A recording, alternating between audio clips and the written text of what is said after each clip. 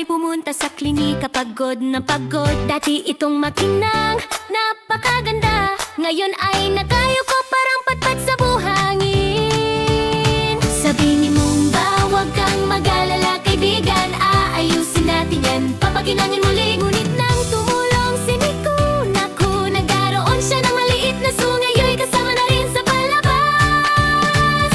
Isang mahiwagang araw sa klinika ng pagaling, may baluktot na sungay, medyo magulo ang paligid.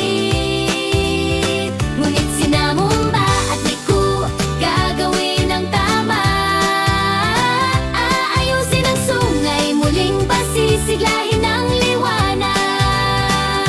Mula sa mga potion at orasyon, hanggang mga halamang humahalimuyak, ibabalik nila ang mahika ng may kakaibang gilas.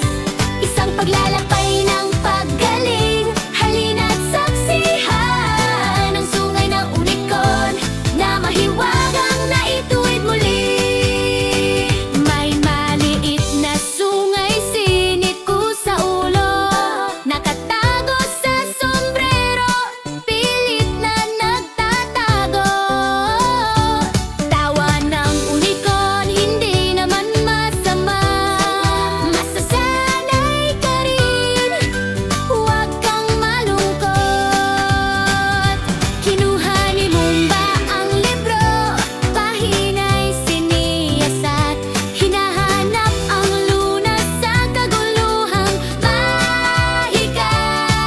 Pagkakamali ni Nico, kay gandang tanawin, ngayon'y isa siyang unicorn, kumikislap ng maliwanag.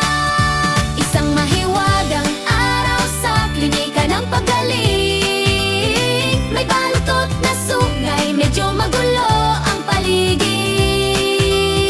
Ngunit sina Mumba at Nico, gagawin ang tama, aayusin ang sungay, muling pasisiglahin ang liwanag. Dumaan sila sa gubat, puno ng halamang namulaklak, malapit na ang lunas, ano kaya ang gagawin? Unti-unting nagtutuwid ang sungay, kumikislap ng maliwanag, sa haplos ng mahika, naging perpekto ang lahat. Tulad na ang i-share, mag-subscribe, sumama sa amin, Mumba at Nico, laging sa plot!